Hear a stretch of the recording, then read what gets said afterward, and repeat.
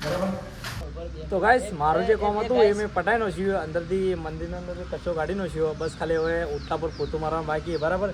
So hey guys everybody welcome back to my new blog video. તો guys આજે વાગી સાંજે 5 અને અમે બધા આવી ગયા મંદિરે કારણ કે તમને બધાને ખબર જ છે કે ટૂંક જ સમયના અંદર હવે દશામાના વર્તો આવી બરાબર. એટલે આજે આપણે મંદિરની સાફ સફાઈ કરવાની બરાબર. એટલે હું અને મારા ભાઈઓ લઈને આવી ગયો મંદિરની સાફ સફાઈ કરવા માટે. તો ગાઈસ પહેલું આ દશામાનું મંદિર છે અને અંબેમાનું. તો ગાઈસ ચાલો હું તમને પહેલાં તો મંદિર બતાવું, દર્શન કરાવું અને આપણે મંદિરની સાફ સફાઈ કરવાની બરાબર. તો ગાઈસ આ રે દશામાનું મંદિર તમે જોઈ લો. હાલ સાફ સફાઈ કરવાની આપણે એટલે ટોળું થઈ ગયું છે. વિડીયો કેમેરો ખાલી ચાલુ કર્યો એટલામ તો અને હડો તાજ ચાલુ કરી સાફ સફાઈ બને વિડીયોના અંદર આગળ.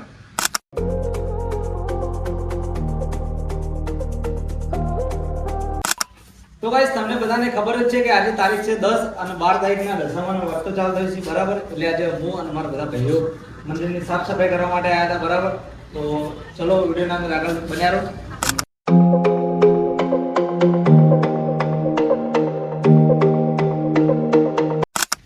તો ગાઈસ આમ તો આપણે દર સાલ જે નવી મૂર્તિ લાવો એની સ્થાપના કરો અને જે ખંડિત મૂર્તિ હોય જૂની મૂર્તિ હોય એને આપણે નદીના અંદર પધારી દઈએ કારણ કે હવે શું ખબર કે પહેલા ચેલી 6 મૂર્તિ હતી, એક શંકર ભગવાનની મૂર્તિ હતી પણ થોડી થોડી તૂટી જતી એટલે ખંડિત થઈ ગઈ એટલે અમે નદીના અંદર પધારી દીધી. અને આ બે મૂર્તિઓ એ જો આ નવી મૂર્તિ લાવી તો એ મૂર્તિ હોય રાખશો અને આ મૂર્તિ થી હવે જો ખંડિત થઈ ગયા જો તૂટી ગયું બધું એટલે મને નદીની અંદર પધરાઈ દે. તો જય માતાજી. આપણે આજ મંદિર ધોવાનું એટલે આપણે પાણી ભરવા આવ્યો રોડના બહાર. તો પાણી ભરીને હવે અમે જવા મંદિર ધોવા.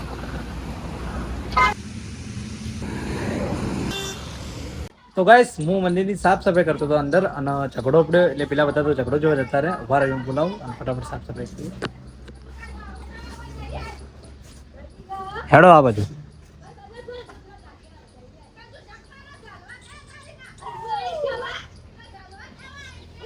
આઈએ ફટાફટ હેડો આપણે સાફ સફાઈ. આપણે જે કરવાનું કરો, આપણે સફાઈ કરવાની. મંદિરની સફાઈ કરો, ઝઘડો નહીં જોવાનો. ફટાફટ હેડો સાફ સફાઈ કરો. હજી તો છેલ્લી વાર થાય. ચોખ્ખું પોતું લઈને મારો, ચોખ્ખું પોતું લઈને મારો. તમે પહેલા મને કહેજો કે તમે ઝઘડો જોવા આવ્યો કે મંદિર સાફ કરવા? આપણે મંદિર સાફ કરવા આવ્યા હતા. તો એ તો તમે લડાતા તો હોય કે કામ કરો કે તમે તમારો પેલા ઝઘડો થયો એટલે આપણે જોવા જઈએ. તો એક કામ કરો, ચોખ્ખું કપડું લાવો અને સાફ કરો એને. મંદિર પહેલા ચોખ્ખું સાફ પાણી ભરી ના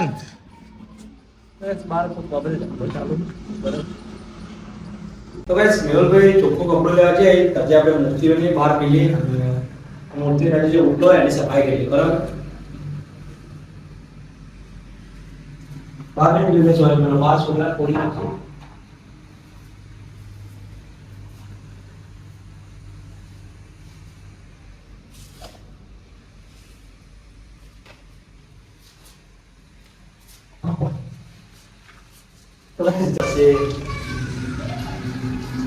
તો ગાઈસ મંદિરના માતાજીની મૂર્તિ જોડે જે આપણને રૂપિયા મળી ગયો હોય એટલે લાગે એવું લાગે કે હવે માતાજી આશીર્વાદ ચાલે કે હવે આપણને વિડીયો આપણો વાયરલ થઈ જાય.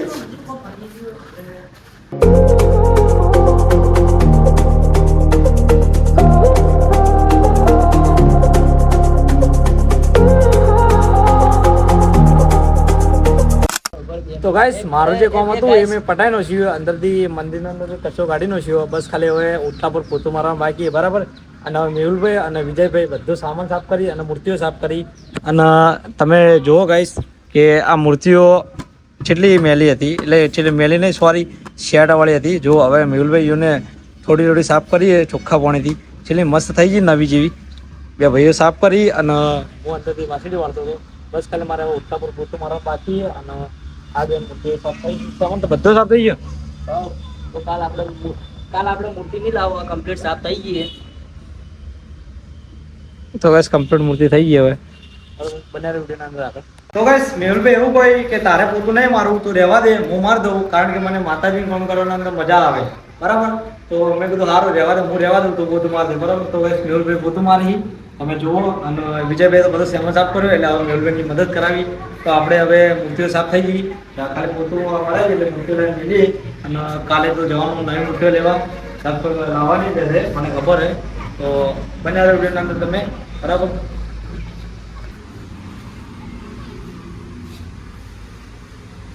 તો ફાઇનલી ગાઈસ આપણે પોતું મરાઈ ગયું. બરાબર. તો ગાઈસ શેડો ફાડવાનો મૂર્તિ લાઈન મેલી અંદર તો આવો આ બધું.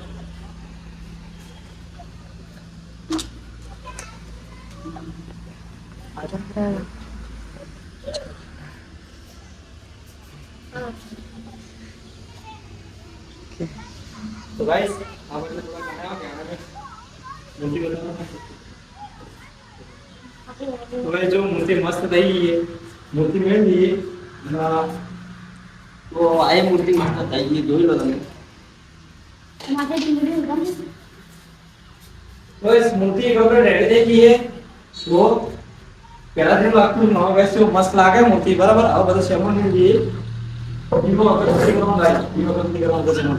ભાઈ મેલે ભાઈ નીચે ઘણા પોતું માંગી એટલે થઈ જાય રેડી. બધો સેમન દીવો રેડી.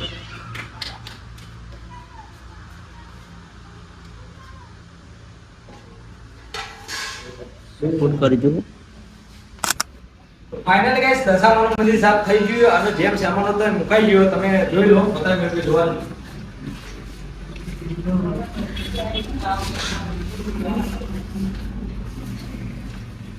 બસ ગાઈસ ખાલી હવે તળિયે પોતું મારવાનું બાકી છે બરાબર.